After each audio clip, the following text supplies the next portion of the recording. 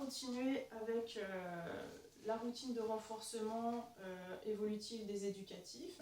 Donc on vient de voir comment faire pour faire évoluer notre mouvement d'élévation antérieure en résistance. Là on va voir maintenant comment faire évoluer le mouvement d'élévation latérale en résistance. Donc on a fait le pompage pour préparer l'articulation, les 4 éducatifs qui nous permettent de réchauffer l'épaule et de préparer le terrain. Et comme il n'y a pas de douleur et que tout se passe bien, on commence un petit peu à charger. Donc on va commencer avec des petits poids, légers au départ pour pouvoir avoir simplement une reprise de confiance des muscles et puis vérifier qu'on contrôle toujours aussi bien au niveau du mouvement. Donc 2 petits poids dans la main, j'inspire en position corrigée et là je peux partir sur le même principe que d'éducatif sur une série de 10. Alors bien sûr, plus vous allez charger, plus il faudra faire attention au placement et surtout à ne pas vouloir aller trop vite. Là, si on fait ce mouvement-là avec des petits poids, on essaye de toujours avoir bien en tête la position corrigée, de le faire assis et d'essayer de caler sa respiration sur le mouvement. Donc j'inspire, je souffle, je contrôle, je vérifie bien dans un biofeedback avec par exemple une glace ou un miroir comment je suis placée. J'inspire, je redescends doucement. J'inspire, je redescends doucement.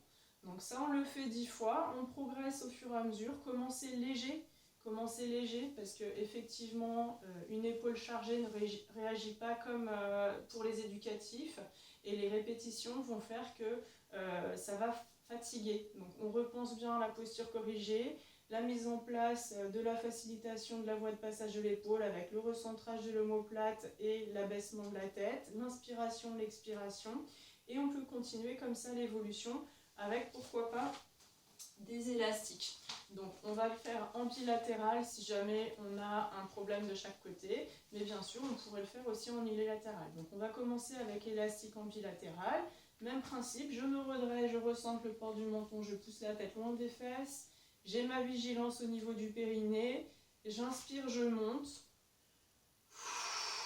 Je souffle, je contrôle. J'inspire, je monte.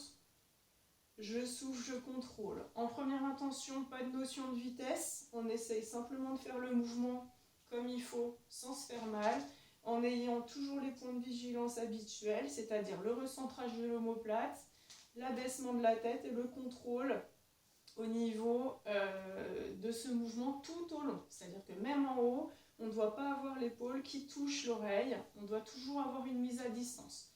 On le fait comme d'habitude, une dizaine de fois en faisant attention à la respiration. Donc, je souffle, j'inspire, je monte. Je souffle. J'inspire, je monte. Je contrôle en soufflant. J'inspire, je monte. Je souffle et je relâche doucement.